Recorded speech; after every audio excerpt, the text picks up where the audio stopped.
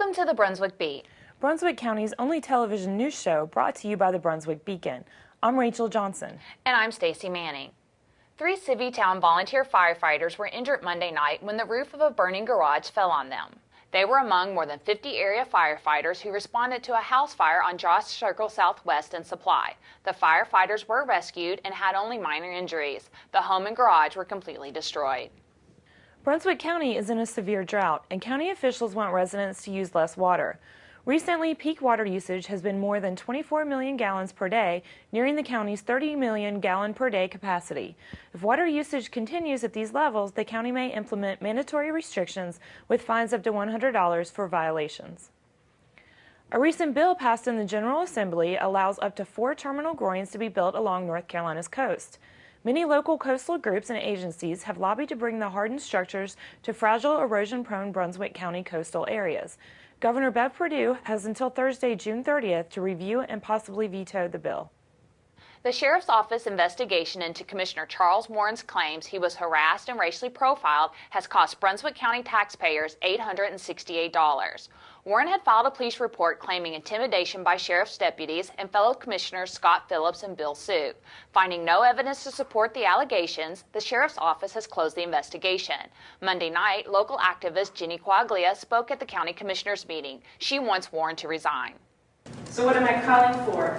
At the very least, I do hope you can have a change of heart and apologize to the public, the commissioners, especially Mr. Sue and Mr. Phillips, the Sheriff's Department, and a community of low and fixed income Brunswick County residents you claim you are the voice for according to your Facebook page. If you cannot see the reason in doing that, I would request you do the right thing and resign as a commissioner. Brunswick County residents can expect to pay 44.25 cents per $100 of property tax after commissioners formally adopted a $190.6 million operating budget Monday night. Commissioner Charles Warren cast the only dissenting vote. The new rate will allow the county to remain revenue neutral, although it's expected many property owners will pay less than in previous years because of recent decreased property assessments.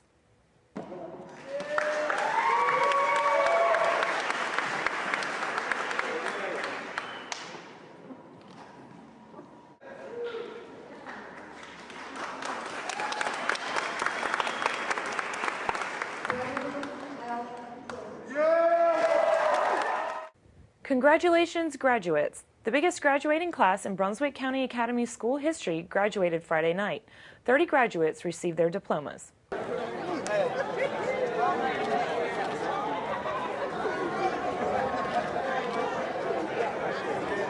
Then on Saturday, it was West Brunswick's turn to don their caps and gowns. Graduating seniors received their diplomas at Odell Williamson Auditorium, where U.S. Attorney General Eric Holder delivered the commencement address.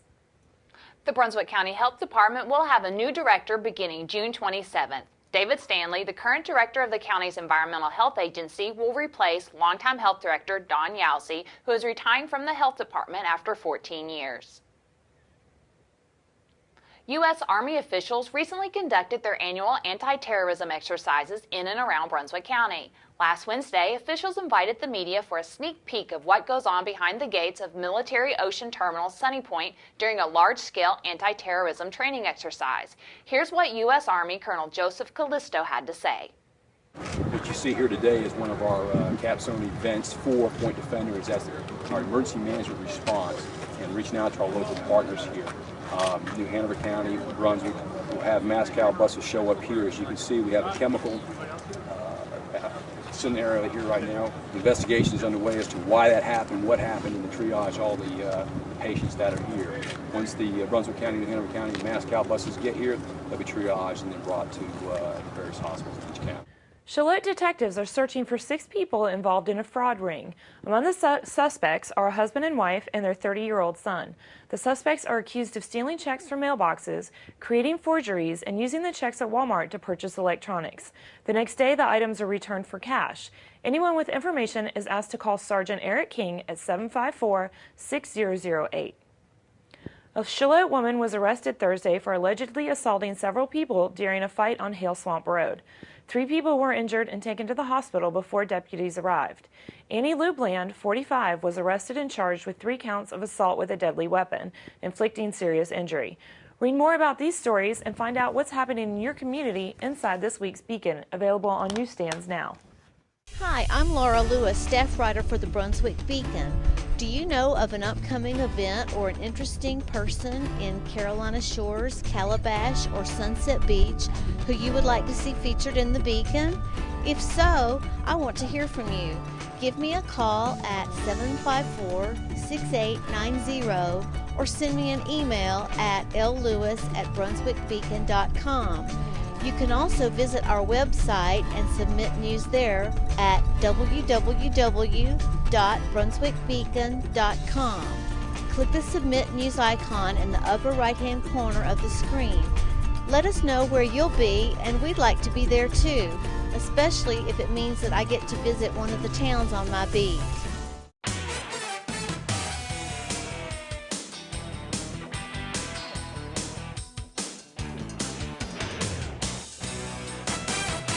Work has resumed on the BCC baseball field across the parking lot from the Dinah E. Gore Fitness and Aquatics Center, but it is a little behind schedule.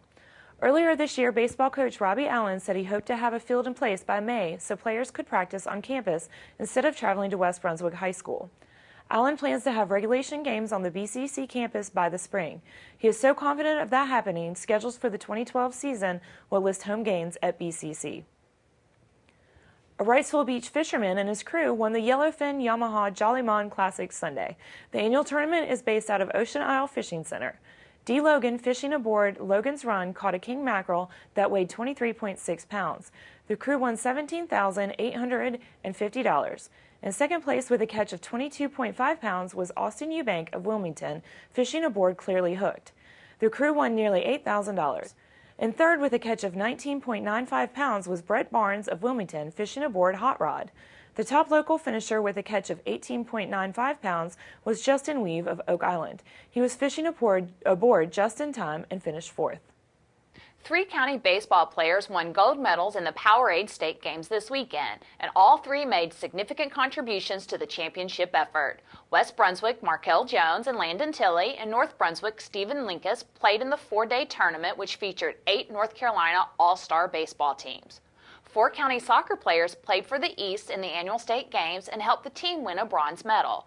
West Brunswick's Scotty Melvin and Alex Harrell, along with South Brunswick's Dominic Cunliffe and Willie McCray, played in the All-Star tournament. Markel Jones' leadoff home run in the bottom of the 11th inning ended a nearly 4-hour baseball game in humid weather Monday evening. The home run gave West Brunswick Junior American Legion baseball team an 8-7 victory over Ashley. West is now 8-2 overall. Find your weekly sports updates and many great photos in the sports section of your Weekly Beacon.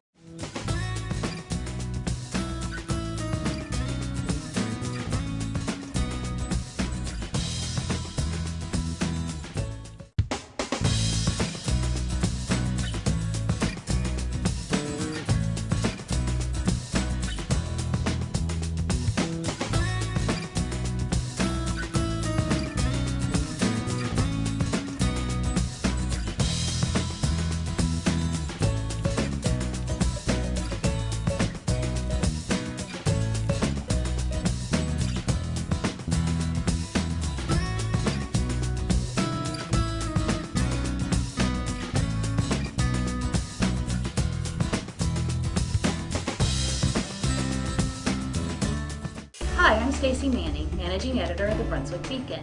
Did you get engaged recently or married? Have you celebrated a milestone anniversary or did you have a baby? How about letting us share the news with our readers? You can email your social news to me at editor@brunswickbeacon.com or you can log on to our website at www.brunswickbeacon.com. Look for the Submit News icon near the top right-hand corner of the page. Deadlines are noon each Friday.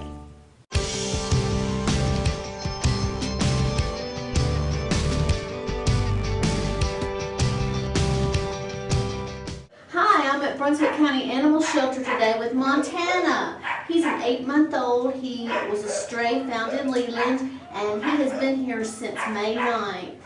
And he would make an excellent dog for anybody who's looking for one. And there are a lot of other dogs and cats here too. So come on out, meet Montana.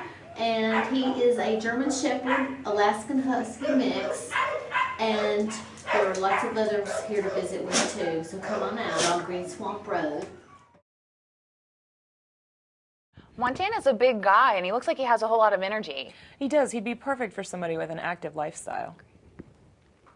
May 25th was a day full of surprises for 87-year-old London Gore of Shallotte. That's the day the affable World War II U.S. Army veteran rose early for an honor flight out of Myrtle Beach. He and a plane full of other veterans were treated to a free day to see the National World War II Memorial in Washington, D.C. The memorial honors 16 million servicemen and women who served in the United States Armed Forces and more than 400,000 who died during World War II. The Green Swamp will be featured on the Discovery Channel's Swamp Loggers TV show. Fourth-generation logger Bobby Goodson is in the county.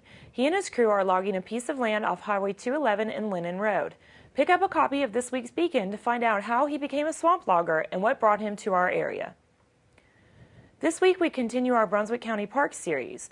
We dropped by Lockwood Folly Park to check out the activities. Hi, my name is Belinda Johnson and I'm with Brunswick County Parks and Rec. This is one of our first parks in Brunswick County. Today we're going to visit Lockwood Folly Park.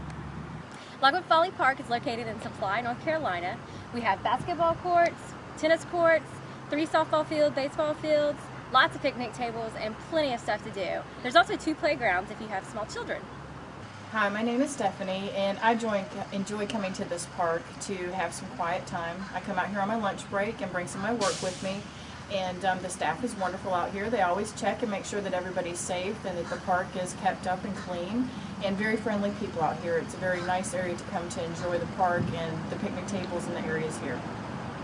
If you'd like to find out any more information about any of the Brunswick County parks, please visit our website at www.brunswickcountynorthcarolina.gov, or you can call our office at 910-253-2670.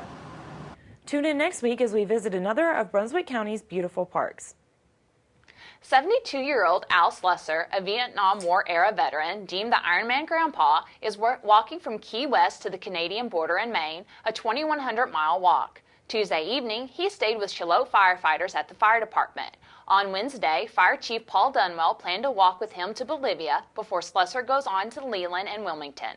Last year, Slusser walked from San Diego to Annapolis. Next year, he plans to walk the West Coast. His goal is to spread awareness for veterans and to inspire people to fulfill their dreams.